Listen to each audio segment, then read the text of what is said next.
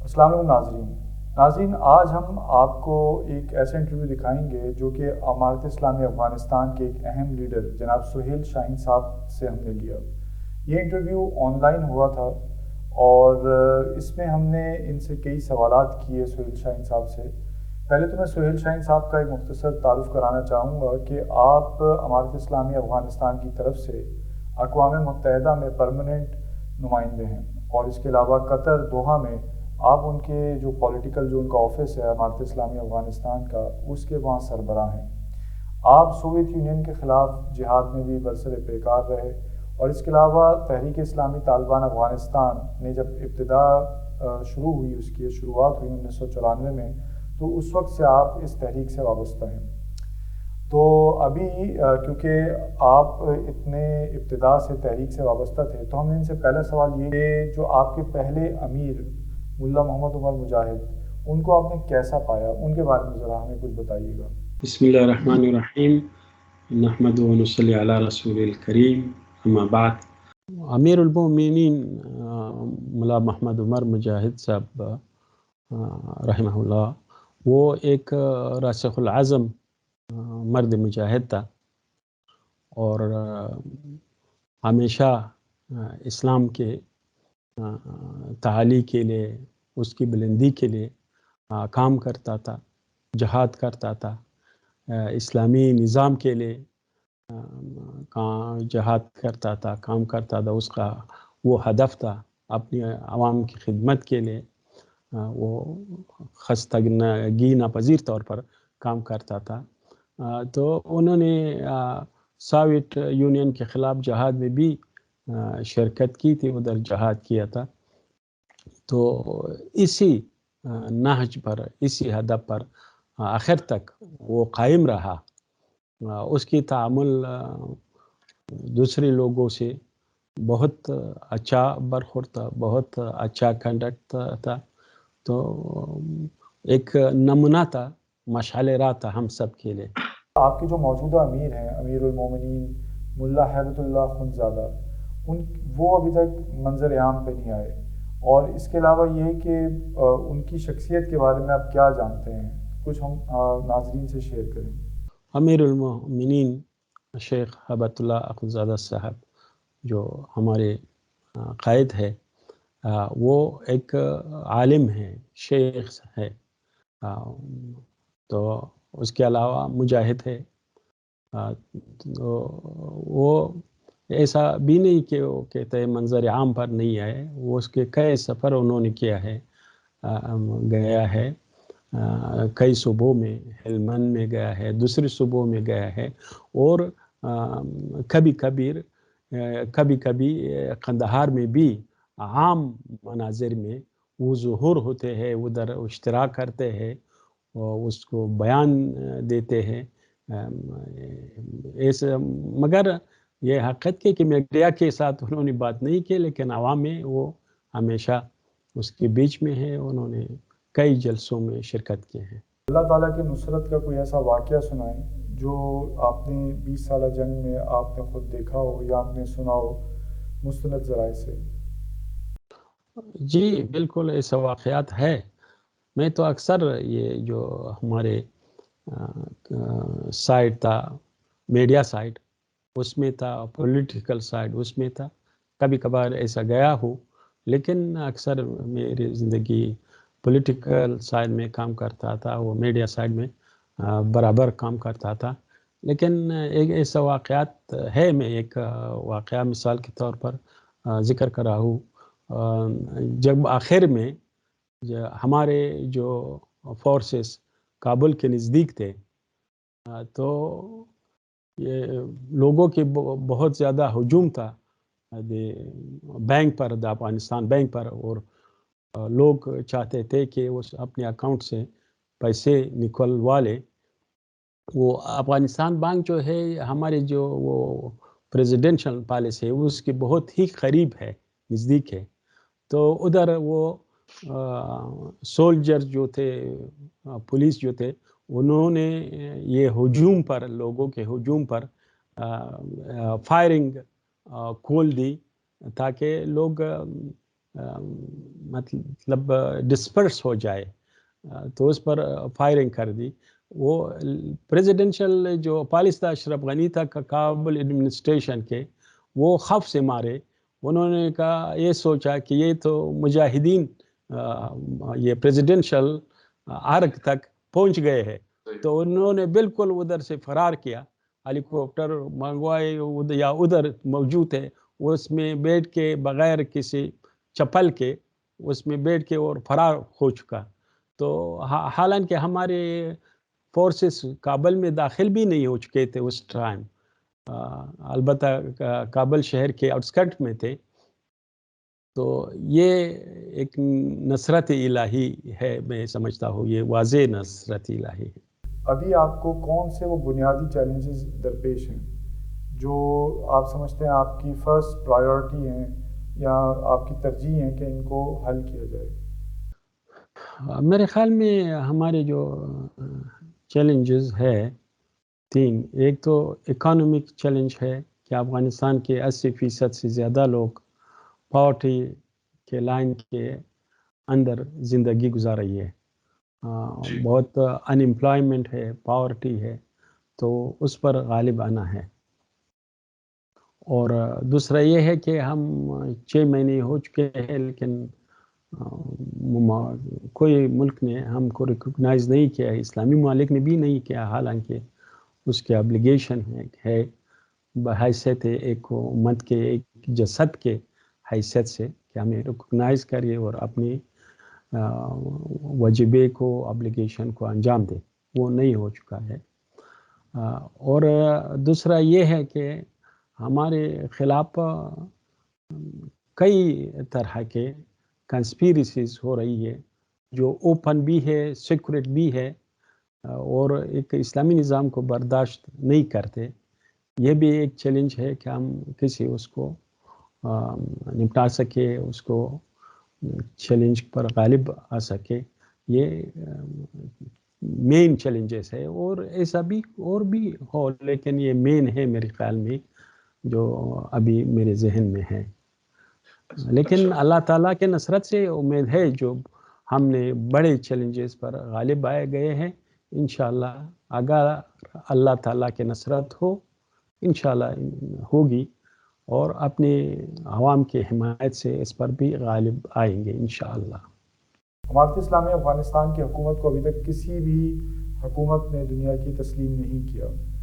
میرا اگلا سوال ان سے یہ تھا کہ آخر اس کی کیا وجہ ہے کہ کیوں نہیں کیا؟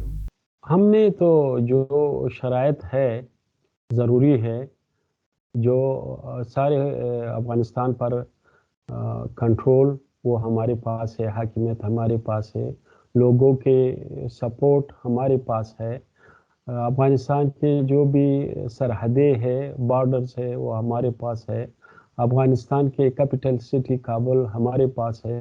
یہ ایک ملک کے ریکگنیشن کے لیے ضروری ہے. تو ہم وہ ساری شرائط پورا کیا ہے، لیکن وہ سیاسی ملحوظات پر، اور اگر میں سچ بتاؤں امریکہ کے خاطر بعض ممالک ہمیں ریکگنائز نہیں کرتے. یہی وجہ ہے. وہ امریکہ بھی ایسا نہیں کہ وہ کوئی جسٹیفیکیشن ہے ان کے پاس، بغیر یہ کہ انہوں نے افغانستان میں ایک شکست سے روبرو ہوئی، اس کی وجہ سے انہوں نے اس کو ایک سٹیٹس کا ایشو بنایا ہے، اس لیے ہم ریکگنائز نہیں کرتے. تو ہم یہ چاہتے ہیں خاصتاً اسلامی ممالک سے کہ وہ ایک مستقل پالیسی اختیار کر لے، وہ جو ان کے اسلامی اصول کے رو سے اس کے ابلیگیشن ہے وہ انجام دے اور اسلامی امارت افغانستان کو ریکگنائز کرے. ایک سوال میں نے ان سے یہ کیا کہ جو آپ کی حکومت ہے جماعت اسلامی افغانستان، وہ کیسے دیگر مسلم ممالک کی جو حکومتیں ان سے زیادہ اسلام سے قریب ہے یا اسلامی ہے؟ جی، ہمارے نظام اسلامی اس لیے ہے کہ ہم چاہتا ہے ہم پالیسی جو ہو افغانستان میں جسٹس ہو، عدالت ہو، انصاف ہو، وہ اسلامی اصولوں کے مطابق ہو. ہمارے اقتصاد بھی اسلامی اصولوں کے مطابق ہو. اس لیے کچھ کام چاہیے خاصاً اقتصاد کے بارے میں. تو یہ وہ چیزیں ہیں کہ متفاوت ہے دوسرے ممالک سے. شاید اس میں ایسا نہ ہو. ادھر مسلم عوام ہے، اس میں بالکل شک نہیں ہے. سارے مسلم عوام ہے، بہت دیندار مومن لوگ ہیں، بلیونگ پیپل. لیکن اس کے بعض قوانین جو ہے وہ بالکل پیورلی اسلامک نہیں ہے. یہ فرق ہے. خواتین کے ایشو کو جو ہے مغربی میڈیا بہت اس پہ ڈسکس کرتا ہے افغانستان کے حوالے سے. تو میرا سوال اگلا یہ تھا کہ خواتین آج افغانستان میں کیسے زیادہ محفوظ ہیں، اور کیا ان کو جو قرآن و سنت نے جو حقوق دیے ہیں کیا ان کو وہ مل رہے ہیں؟ اور خواتین کی جو بیسک رائٹس ہے، جیسے اس کی تعلیم کا حق ہے، کام کا حق ہے، تو اس کے ہم معترف ہے، اس میں کوئی مشکل نہیں ہے، وہ کر سکتے ہیں. اور ہماری یونیورسٹیز جو ہے، پرائیویٹ یونیورسٹی ہے، گورنمنٹ یونیورسٹی ہے، وہ بالکل اوپن ہے ان کے لیے. وہ اپنی تعلیم حاصل کر رہی ہے خواتین. اور یہ حجاب جو ہے وہ اسلامی اصول کے مطابق اس کو رعایت کرنا چاہیے، کیونکہ ہم اسلامک سوسائٹی ہے. تو ورنہ دوسرے حقوق کے بارے میں ہمیں مشکل نہیں ہے. اب اگر ہم کمپیئر کر دیں آج کا افغانستان جو پریویس ایڈمنسٹریشن کا تھا، بہت فرق ہے. اب خواتین کا عزت محفوظ ہے. حالانکہ اس ٹائم میں خواتین کے بہت اسکینڈلز میڈیا میں آ گئے تھے. وہ پریزیڈنشل پالیسی جو تھا ارگ، اس میں خواتین کے ایسا ہو رہا تھا کہ وہ بہت اسکینڈل ہے، بہت ریپنگ کے کیسز ہو رہے تھے، اس کو یوز کرتے تھے، تو مس یوز کرتے تھے. اور اس کے بہت سے اعترافات بھی آئے گئے ہیں وہ لوگوں کے منہ سے جو خود یہ پریزیڈنشل پالیسی میں کام کرتے تھے. ایسا گورنمنٹ کے دوسرے اسٹرکچر میں تو وہ خواتین خود سامنے آئے کہ ہمیں سے غلط برخورد ہو رہا ہے، وہ اس کی مطلب غیر اخلاقی برخورد ہو رہے تھے، اس کی کنڈکٹ ہو رہے تھے. اور یہ بہت سے ایسا کیسز تھے. ابھی یہ نہیں ہے. اس طرح اسٹریٹس میں دوسری جگہوں میں خواتین کو اذیت دے رہے تھے، اس کو مولسٹ کر رہے تھے، تو وہ ابھی نہیں ہے. تو یعنی یہ وہ اعترافات کے کہ خواتین خود یہ کہہ رہی ہے. میرا اگلا سوال سہیل شاہین صاحب سے یہ تھا کہ بھارت میں مسلمانوں کی جو زندگی ہے اس کو تنگ کیا جا رہا ہے. یعنی جیسے پچھلے دنوں جو حجاب کا واقعہ ہم نے دیکھا کہ ایک لڑکی کو حجاب کے اوپر اس کے خلاف جو ہے انتہا پسند ہندو جو ہیں وہ پروٹیسٹ کر رہے تھے. تو وہاں کی جو حکومت ہے بی جے پی، یقیناً اس کا اس کے پیچھے ہاتھ ہے. تو امارت اسلامی افغانستان کی اس حوالے سے کیا پالیسی ہے ہندوستان کے حوالے سے، اگر وہ ان اقدامات کو جاری رکھتے ہیں؟ ہم سمجھتے ہیں کہ وہ یہ حجاب ایک عورت کا حق ہے، اس کی آئیڈینٹی ہے، اس کی ڈگنیٹی ہے، اور اس کے رائٹ ہے. ایسا افغانستان میں جو مائنارٹیز ہے، سکھ ہے، ہندو ہے، تو ہمیں اس کو فل آزادی دی ہے. جو ان کے ریچولز ہے وہ آزادی سے انجام دیتے ہیں. جو اس کی لباس ہے وہ استعمال کرتے ہیں، اس میں کوئی ایسا مشکل نہیں ہے اس کو. اور ہم اس کی سیکورٹی کو مینٹین کرتے ہیں.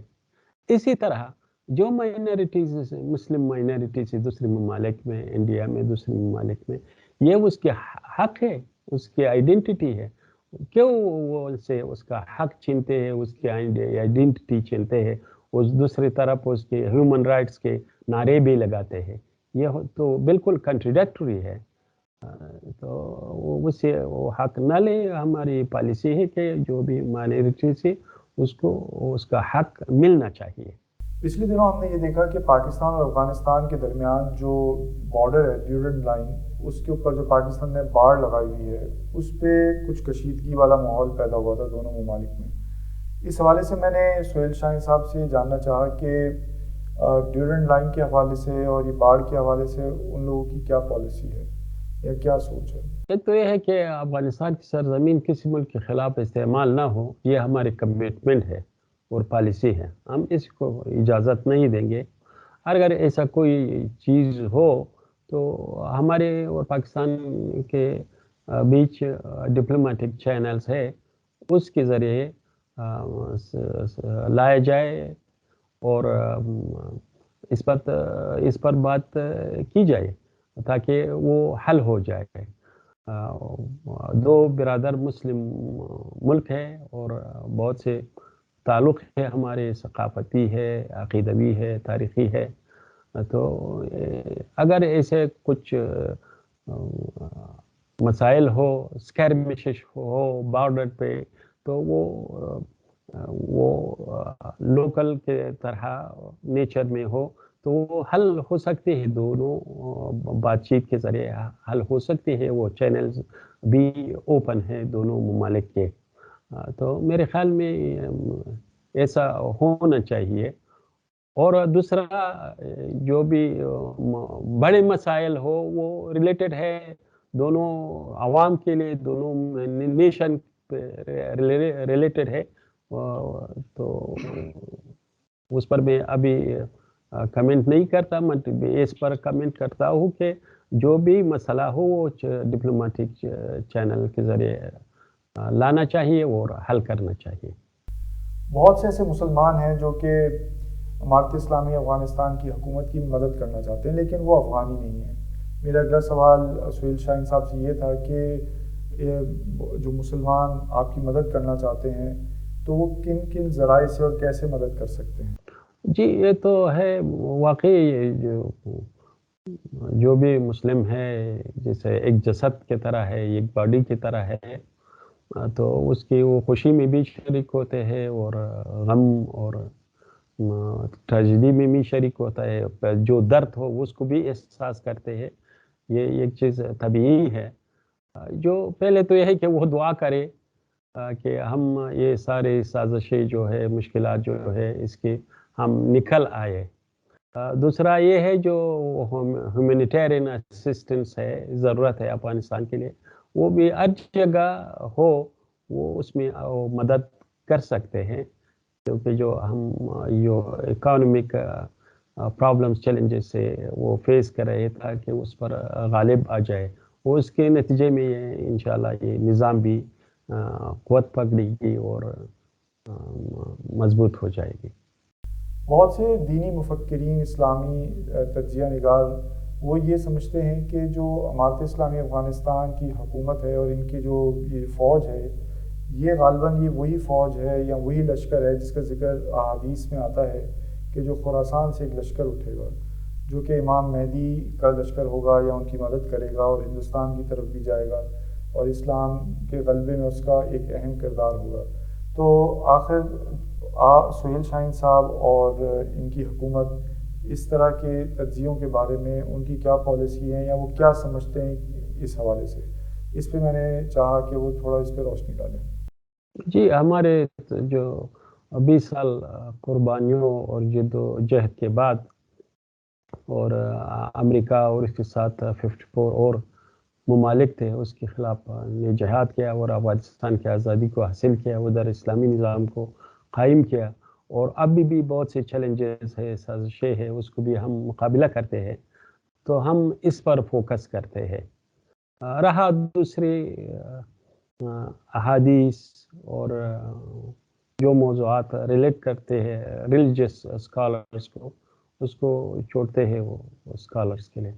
اگلا سوال سہیل شاہین صاحب سے میں نے یہ کیا کہ آج ہم دیکھتے ہیں کہ کیسے دنیا بھر کی طاقتیں آپس میں نبر و ازما ہیں، مثلا سوویت یونین ہے، نیٹو ہے، امریکہ بھی شامل ہے. تو آخر جب یہ سب قوتیں آپ کے خلاف جنگ میں تھیں تو آپ لوگوں نے اس کو کیسے ہرایا؟ عقل اس چیز کو نہیں مانتی کہ اتنی طاقتیں مل کے بھی آپ کو ہرا نہ سکیں، شکست نہ دے سکیں. تو اس حوالے سے میرا سہیل شاہین صاحب سے اگلا سوال تھا کہ وہ کیا سمجھتے ہیں اس بارے میں. یہ پہلے جو کہتے ہیں کسی ملک کی مدد تھی، ایسا کچھ بھی نہیں تھا. اور دوسرا یہ ہے کہ اگر ایک بہت بڑی فوج بھی ہو، آرمی ہو، لیکن اس کے مقابل میں بھی امریکہ کا اور دوسرے ممالک کا آرمی تھا، اور یہ بھی امکانات کے نگاہ سے، زاویے سے وہ بھی ممکن نہیں تھا. پہلے تو یہ اللہ تعالیٰ کی نصرت تھی، اور دوسرا افغانستان کے عوام کے لیے وہ اس کی حمایت تھی، سپورٹ تھی. اور تیسرا یہ کہ سارے امت اسلامی کے دعاؤں اور دعائے خیر اور فتح کے لیے دعا وہ شامل تھی، اس کی ہمدردی ہمارے ساتھ شامل تھی. تو ہم نے شروع کیا بالکل اسکریچ سے، صفر سے شروع کیا تو 2001 میں، اور آہستہ آہستہ یہ حمایت اور افغانستان کے سارے صوبوں میں پھیل گئی. اور دوسرا یہ بھی تھا کہ افغانستان کی جو انہوں نے لائے تھے وہ بالکل کرپٹ لوگ تھے، اس کے فیملیز ویسٹرن کنٹریز میں تھے، اور ان کے لوگوں کے ساتھ بھی بہت غیر مناسب اور ظالمانہ کنڈکٹ تھا، بیہیویئر تھا عام افغان لوگوں کے ساتھ. دوسرا ایک کہ اس کی بالکل افغانستان کے عقیدے سے، کلچر سے بھی ناواقف تھے. تیسرا کہ انہوں نے ایسا کام بھی کیے بلاسفیمیس کے، اپنے اسلامی مناسک کو انہوں نے اس کی بے عزتی کی. اس کے نتیجے میں لوگوں میں اس کے غم، غصہ اور نفرت آ گیا انویڈرز کے خلاف، ادھر جو آکوپائرز تھے ان کے خلاف، اس کی ساتھیوں کے خلاف. آہستہ آہستہ یہ تحریک قوت پکڑ گئی، اور لوگوں نے ہمیں، اپنے بچے کو، اپنے بھائیوں کو، اس کی سب کو اب اسلامی امارت افغانستان کے مجاہدین کے لیے دیا. انہوں نے مالی سپورٹ دی، اور فزیکلی انہوں نے شامل ہوئے اس میں، اور ساتھ ہی ساتھ اللہ تعالیٰ کی نصرت تھی. یہ سب بہت سی زیادہ واقعے ہے. ہم ادھر جو مذاکرات کر رہے تھے، ہم کبھی کبھار بالکل حیران ہوتے تھے. ہم یہ سوچ بھی نہیں تھے ایسا فرصت میسر ہو جاتی تا، اور ہم پھر کامیاب ہو جاتے. تو ہمیں تو اللہ تعالیٰ کی نصرت سمجھتا ہو. ورنہ اگر دنیائی طور پر آپ دیکھیں کہ ایک طرف سے ایسا قوت ہو، ایسا سفسٹیکیٹڈ اسلحہ ہو، ویپنس ہو، اتنا زیادہ بلین ڈالر ہو، اور دنیا بھی ان کے ساتھ ہو، اور دوسرے طرف ایک بہت اس کے مقابلے میں یعنی میچ نہیں ہے، ایسا لوگ ہو، اسلحہ بھی نہ ہو. ہماری مجاہدین کے جو زخمی ہوتے تھے اس کے لیے اسپتال بھی نہیں ہوتا کہ ہم اس کے علاج کریں، پھر بھی وہ کامیاب ہو جائے. تو میں تو اللہ تعالیٰ کے خاص نصرت سمجھتا ہوں. میڈیا وار یقیناً ایک بہت ہی اہم جنگ ہے آج کے دور میں. تو سہیل شاہین صاحب سے میں نے اگلے سوال میں جاننا چاہا کہ میڈیا وار کے بارے میں امارت اسلامی افغانستان کی کیا پالیسی ہے؟ میڈیا ایک قوت ہے، بہت زیادہ ایک مضبوط قوت ہے، اور اس کے بغیر میرے خیال میں جو کامیابی ہو جاتی وہ آسان بھی ہو جاتی ہے، اور میڈیا کے نہ ہونے کی وجہ سے مشکل بھی ہو جاتی ہے. تو ہم یہ سمجھتے ہیں اس کی اہمیت کو، اس کی قوت کو.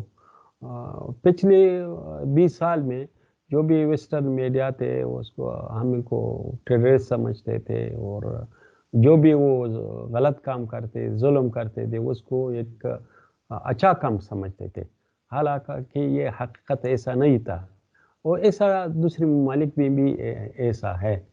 تو لیکن پھر بھی اللہ تعالیٰ نے سب پر ہمیں فتح اور نصرت دی، لیکن بذات خود میڈیا جو ہے وہ بہت ضروری ہے، خاصتاً اسلامی ممالک کے لیے اور افغانستان کے لیے۔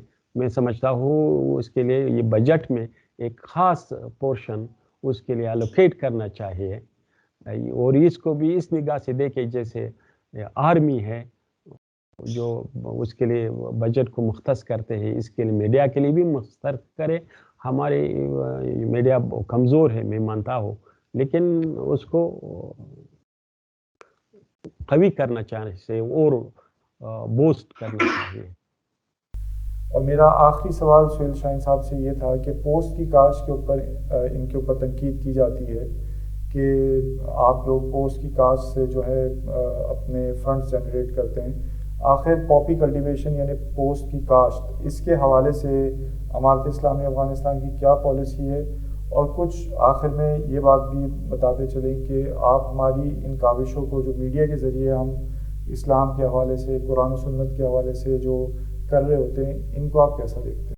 عادل صاحب، ہمارے ٹائم میں جو تھا، ہم نے پاپی کلٹیویشن کو زیرو لیول پر لے آیا تھا، اور اس ٹائم جب یہ افغانستان آکوپائی ہو چکا، یہ فارن فورسز آ گئے افغانستان میں، انہوں نے یہ کلٹیویشن دوبارہ شروع کیا، اور ایسا شروع کیا کہ افغانستان سارے دنیا میں پاپی کلٹیویشن کے حساب سے نمبر 1 پر آ گیا، ٹاپ پر آ گیا۔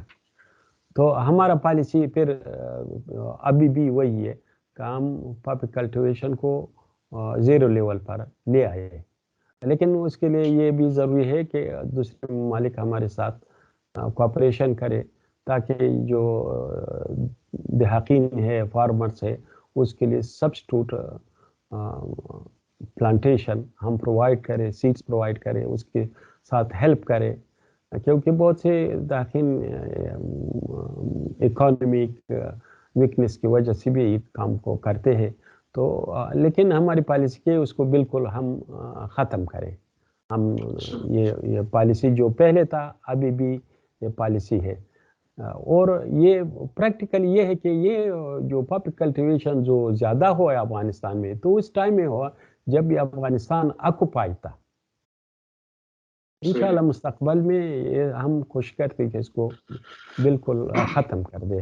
اب آپ کے یوٹیوب چینل کے بارے میں میرے خیال میں یہ بہت بڑا کام ہے اور ضرورت ہے۔